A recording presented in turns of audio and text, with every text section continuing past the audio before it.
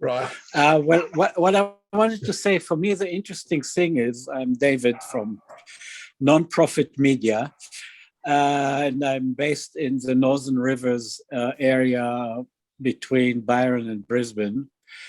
Um, the interesting thing for me is, can one bridge between Chris's world vision and Pearl's real world vision? What I mean is, can we bridge between non-profits, because greed meets need, and I think that Pearl comes from a very different kind of world and terminology. So can we in this forum bridge between the non-profit and for-profit corporate terminology and worldviews? I can respond. We're dealing with this thing point blank with a lot of not-for-profits. And I think that not-for-profit and for-profit are becoming stale languages, and it's about full value recognition. And the danger that we've seen in a lot of the not-for-profits have recognized this, that significant parts of the space have been formed through a perverse outcome, which is, if you look at the foundations in the United States, they've made their money from for-profit or tax avoidance. So they've made their money commercially, and then they bestow it to people who, with rules, either they're not-for-profit or that are constraining. So this is actually the same thing we saw in the development economy of Africa, where you get grant dependency, and the organization of the not-for-profit sector is in fact made a bit fragile by the fact that the rule structures around it are determined by people who've made their money commercially. And so the actual thing is, what we want to do is to reimagine all human activity in terms of value creation that's sustainable. And so we're dealing with not-for-profits in the United States, a whole group that want to, philanthropists that actually want to say our purpose is to get rid of philanthropy. Is actually that we don't need philanthropy and the not-for-profit space. So that the not-for-profit, so it just becomes about sustainable human value creation through whatever mechanisms are appropriate that respect values and purpose and mission. And then we move away from that language. But you're completely correct, David. We have to build. The problem is, when I was dealing with OzHarvest last week, they said, how do investors understand theory of change? And theory of change is a policy, not-for-profit thing. And investors tend to talk in terms of time horizons, and we have to build the bridge. So it's just about sustainable value creation and value recognition. That's it, in my mind. So you're completely correct, David. There is a job, but I think both sides know they have to do it. So I think people know that there's no future without doing it. But with that, I'll pass to you, Pearl. What do you think? Oh my word, that's so exciting. I'm thinking with especially on the scale that we're trying to create, we can't. It's not sustainable by just going cup in hand. Us going to government saying, you've got to deal. There's always something, right? There's going to be an earthquake. There's going to be, something that's, a despot. And so we're just going, lurching from crisis to crisis when we have an abundance. And it's shown, right? So as soon as something comes up and people come out and they're giving or they're doing their part, and I was watching the Saving Capitalism with Robert Wright actually only this week, and just going, we're now having this conversation and getting people to talk about it and actually caring and feeling hope, and actually then voting with, or the power movement, or that gets attraction. Okay. And so this then sustainable value creation, I love it. I think this is exactly the people that I'm the whether it's a philanthropist or the corporates, like you said, make the money, and how I talk to them, it's, they're sometimes they don't get it. They don't get that actually we're the experts. We know how to deliver it, but they put in rules around, okay, we'll give you this money. Like this week, I've got this gazillion billion, sort of organization that could just like flow in $1 billion like that. Okay. And they gave us $10,000, right? Which is, keep within the room. And we're just going, you know, and it's got caveats. It's like, well, we want daily reporting on that, what's going on the ground in Ukraine. And you're just going, our focus is on dealing with the situation on the ground every minute and working out ways, not reporting to your needs for the money. That's why God gave us CNN. Yeah. So this is it. It's that trust that we're professionals. We trust you're professionals on what you're doing. And like you said, sustainable value creation is also getting that education in that world. And that would be fantastic if we can get rid of philanthropy. If everyone put in the right amount of money on their taxes, we wouldn't be in this problem.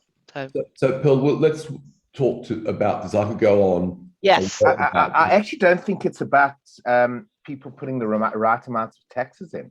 I actually think it's about where the government's actually spending their money.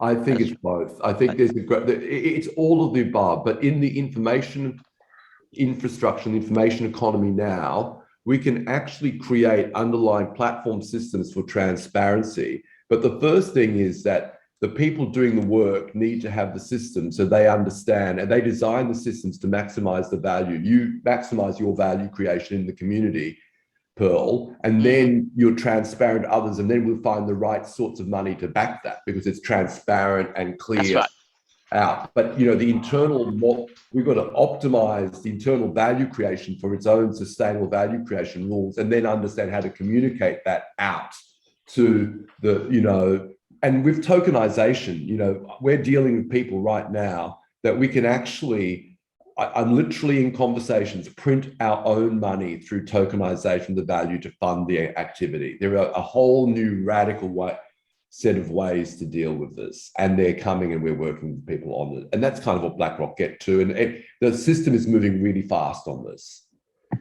The other exciting element to that tokenization for me is the democratization of wealth that comes through that, which is the really exciting piece, especially in the non-profit space that Pearl is operating in. That's really exciting, guys.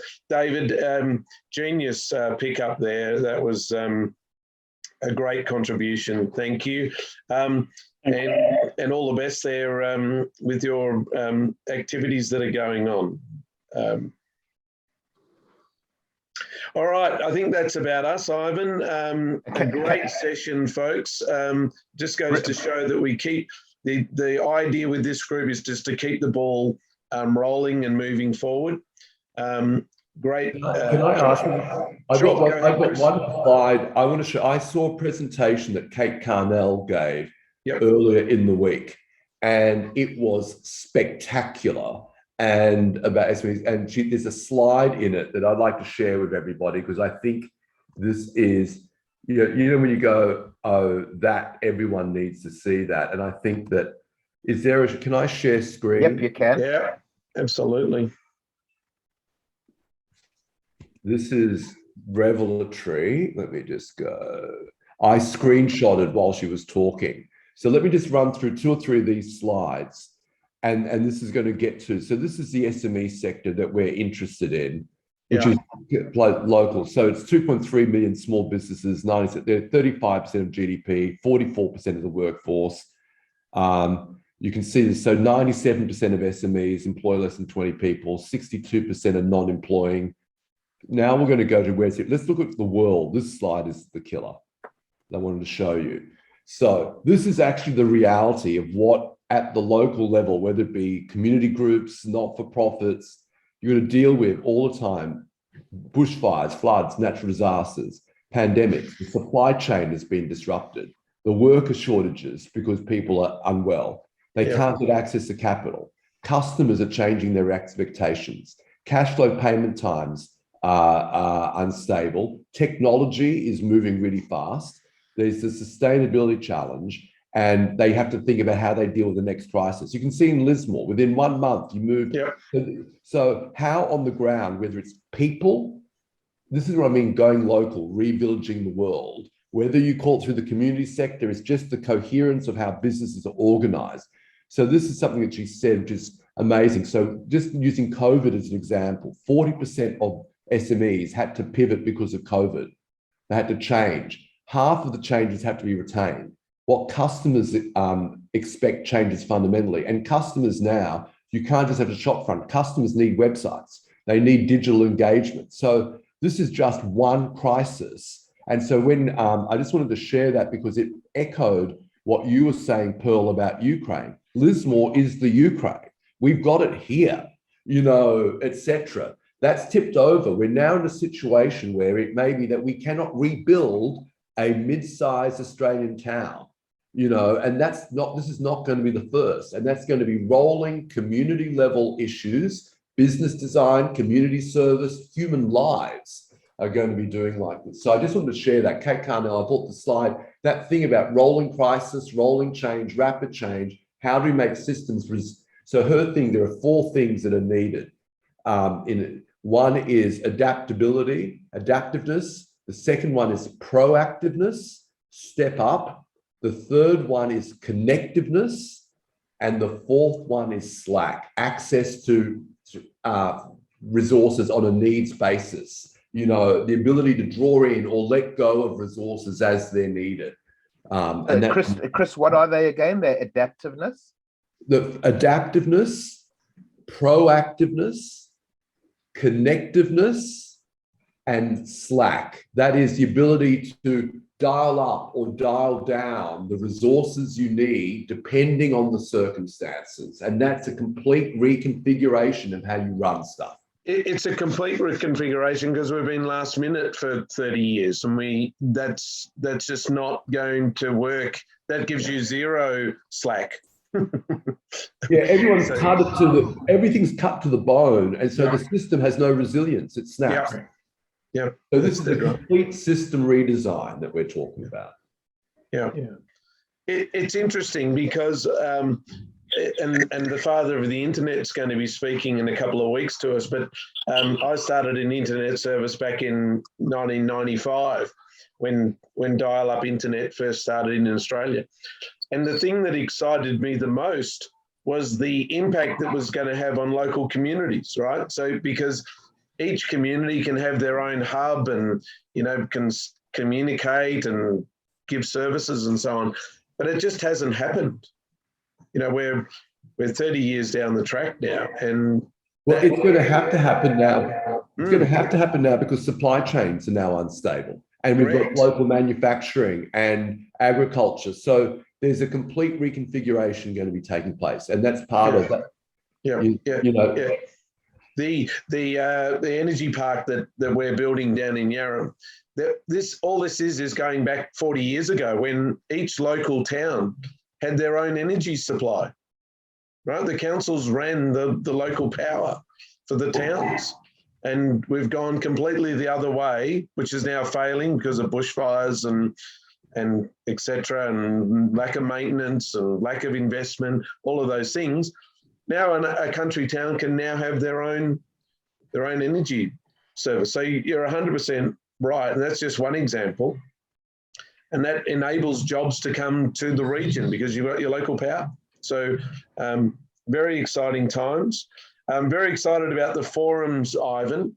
And I think for me, I'm sort of trying to get my head around where those are. So let's work on getting a calendar.